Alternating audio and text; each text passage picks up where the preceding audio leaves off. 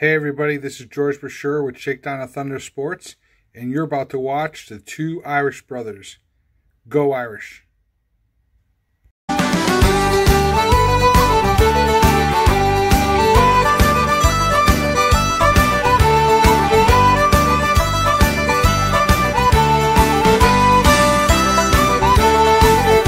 How's it going, everyone? I am ND Sean 45. I'm Irish Benjamin 57. And together, we are the two Irish brothers. Now, with the video this time of the week, you know what that means. It's pregame time. This week, the Irish will be hosting for the fourth straight home game of the year, due to, of course, unfortunate COVID circumstances. They will be hosting the Louisville Cardinals this Saturday at South Bend. Last time the Cardinals came to South Bend, Ben, not a pretty time. No, they gave us fits in the beginning of that game last year. You know. No. I'm talking about the last time they came. I'm sorry. Yeah, no, that was not a good loss for us at all, man. That was pitiful. You know, so we have some revenge again. You know, we got the revenge against South Florida for what they did to us in South Bend last time we played them, and now it's Louisville's turn to get some a much-needed butt kicking, if you will. Oh, yes. I couldn't agree more. Granted, that Louisville team, I think, what's his name, Lamar Jackson was still on the team, right? I do believe so. Yeah, so granted, they had him, which at Louisville, he was a very, very powerful weapon. He's a powerful weapon now with the Ravens. But what pisses me off the most about that game when I think back to it in 2000, I think that might have been 2016 when they beat us at home. But anyway, it doesn't matter. It was a losing season anyway, but I remember that game, we had them beat. We let it slip away. So the time for payback is now, and it's our time to get that. So, so now let's fast forward to the present day, 4 years later.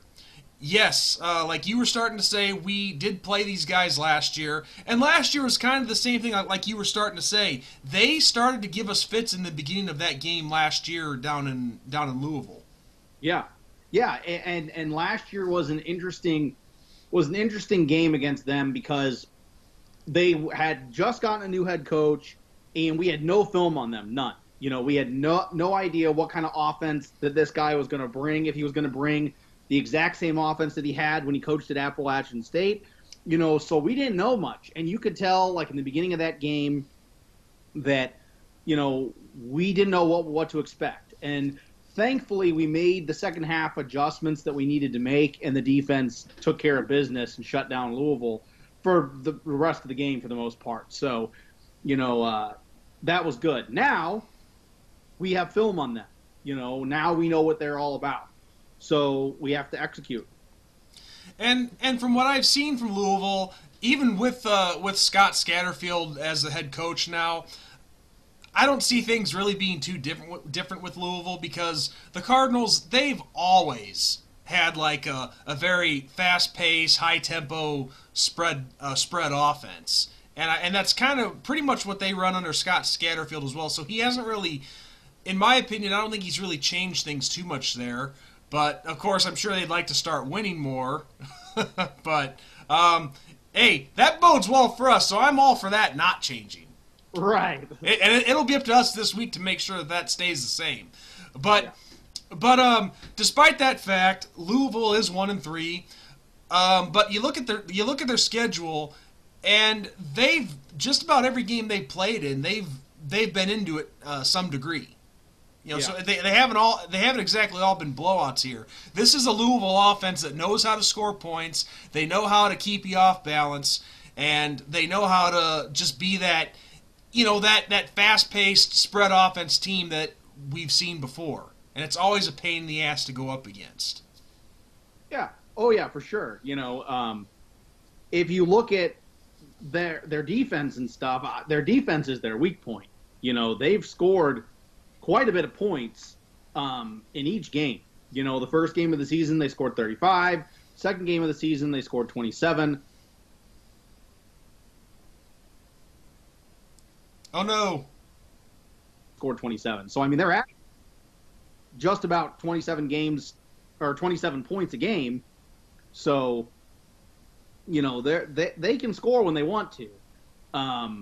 But the defense just can't seem to slow their opponents down enough to give their offense a fighting chance. Well, it sounds to me like Louisville would fit in pretty well in the Big 12 conference, because as we know with that conference, it's all offense, no defense. So it's kind of the same scenario here. But yeah, I mean that's where I completely agree with you. I mean the offense, the defense has been hands down their weakest point. Haven't really been able to stop a whole lot anybody this year so far, and there's a reason that they're 1-3. This is a Louisville team that hasn't been able to quite put it all together yet. But at the same time, though, despite the lack of defense, you cannot ignore that firepower that they do have on their offense, which that Louisville Cardinal program has always been known for, in my opinion. Yeah. Despite the record, I could definitely see this being a challenge for that Irish defense. Yeah, it'll be interesting to see what our defense, what the Irish defense, I should say, does. They came under a little bit of fire, from the fan base with what went down against Florida State, which is what it is and is whatever. But yeah, Louisville, this will be another good step for the maturation process of our defense. Malik Cunningham, their quarterback, he's dual threat quarterback. He's the third leading rusher on the team. So I mean, when you got two running backs in front of him, and then he's the third highest running guy on their team, that tells you that not only can he hurt you with his arm, he can hurt you with his legs. So the defense is going to have to be on their toes. So I mean, and he's thrown almost 10 touchdowns already. So, he's dangerous. He's a very dangerous person. And he brings that maturity. He's a redshirt junior. So, he's been through it. He's seen it. He's experienced it. He's the leader of this Louisville offense. So, yeah, our defense is going to have to be on their toes against this running quarterback. Yes, and in addition to that, I mean, let's look at it. Let's look at his numbers here. Even his passing numbers aren't too bad. 73 of 124 for just shy under 1,000 yards at 986. 8 yards a pass, which is really not that bad. No, at all. Nine touchdowns to 5 picks. But here is a statistic that definitely goes in our favor. He's already been sacked 14 times this year through 4 games. Yeah. Now with our offense, with our defensive front seven loving to put that pressure on, this could be a long day for them, because that tells me that their offensive line, they're very sack prone. Yeah. It's going to start up front, and then what we need is they have to have shut down corners and safeties for Notre Dame. Get those coverage sacks. Make sure that those wide receivers of Louisville are shut down, and the big notable wide receiver is Tutu Atwell, and he has 281 yards and 4 touchdowns on the season. Oh, I got his numbers in front of me. They are impressive through 4 games. I mean, he averages about 11 yards a catch and 70 yards a game. So, I mean, the 70 yards a game isn't flashy like some of the other big-name wide receivers, but 11 yards a catch is nothing to scoff at. So that's a first down every time. Yep. So, it's going to be up to our defense to really take care of business. But hopefully the offense can really fire up our defense, because the Notre Dame offense should have no problem scoring on this Louisville defense. This Louisville defense gives up just under 400 yards a game for total yards. It's like 389, I want to say, to be quite honest. Let's see. Well, for an average, that's a lot. Yeah, that's quite a bit of yards. And what's nice is that their passing defense is their weak point. So this could be a great game for Lindsey and Book to really, really step it up. Lindsey, I should say, hasn't quite hit his stride yet. We haven't seen that electric wide receiver that we saw last year. So Ian Book and him could take full advantage of this. And Louisville's going to want to load the box and stop Kyron Williams. So it'll get interesting. This is going to be a very, very interesting game, and see what Louisville brings to the table. Well, and I'm looking at their most recent matchup against Georgia Tech, and Georgia Tech just wiped the floor with the Cardinals big time. Now, now it was a close game. It was a close game at half. I mean, Louisville was actually leading the game by 7, but of course, I'm looking at the difference here. Georgia Tech outscored them 32-6 in the second half, which is all the difference right there. But still, though, I mean, looking at these numbers for Georgia Tech, I mean, I'm just trying. It's only showing me the individual scores here because I'm trying to find just like the team statistics. But Georgia Tech's quarterback pass. I hate those freaking ads when it's just through your cans here. The Chevrolet ad. But their quarterback Sims passed for 250 yards against the Cardinal.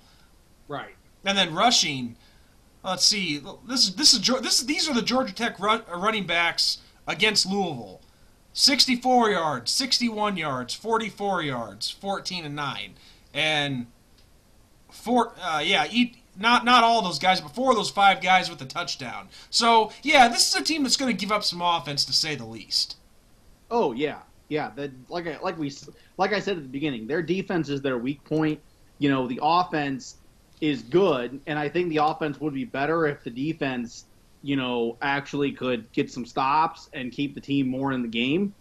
But yeah, you give up 47 to Miami, 46 to Georgia Tech, 23 to Pittsburgh, and then 21 to Western Kentucky.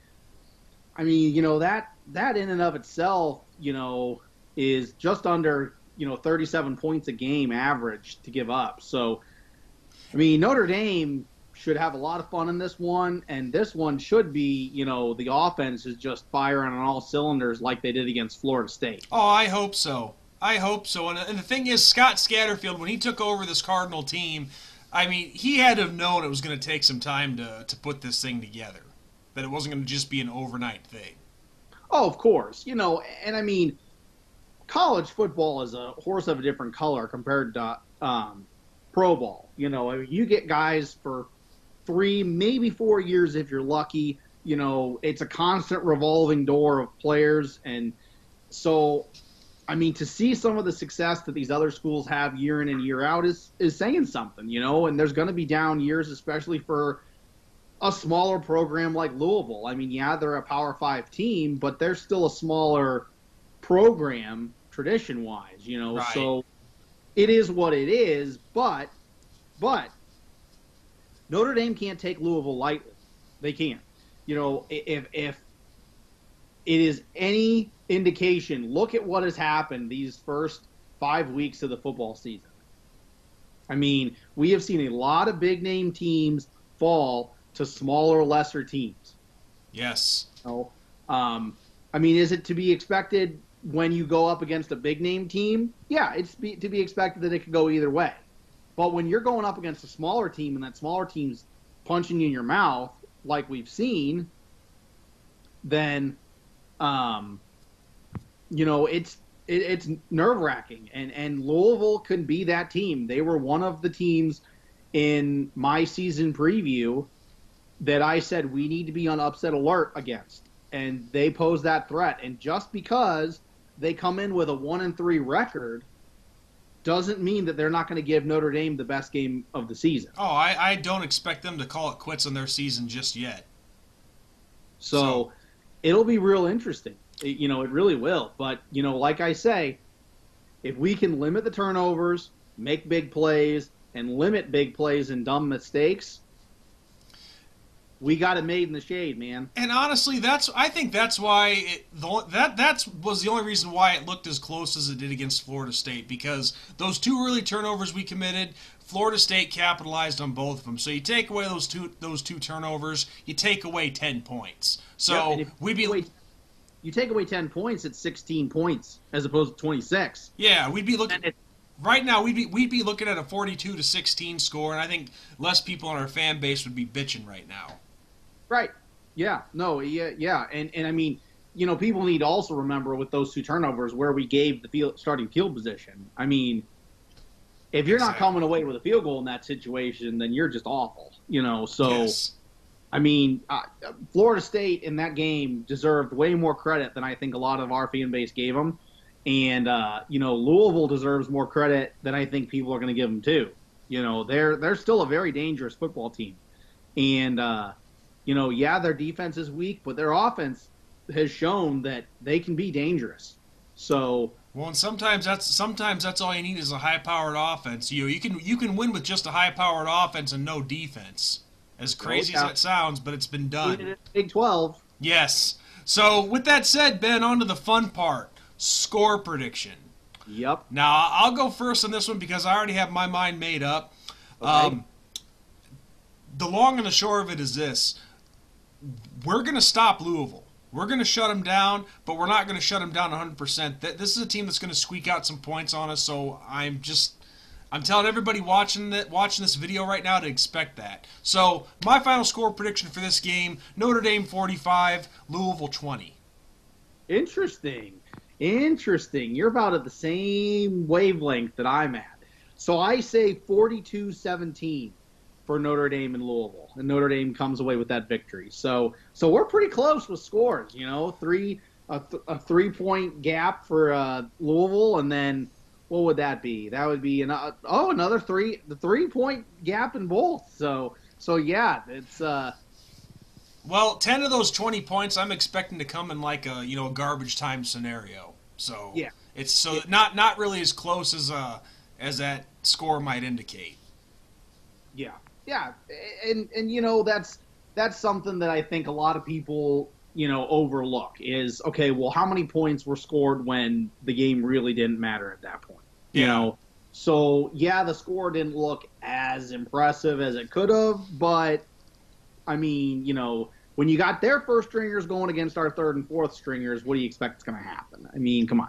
So yeah, it should be a lot of fun. I expect Notre Dame to have a lot of big plays in this game, and hopefully Lindsey can get it going. I really think it'll be a breakout game for him, and Kyron Williams is going to continue to impress. He's him and Tyree both. He is. So Kyron Williams is currently 12th in the country, tied for 12th for most rushing yards, and he has 1 week less than everybody else on that list currently.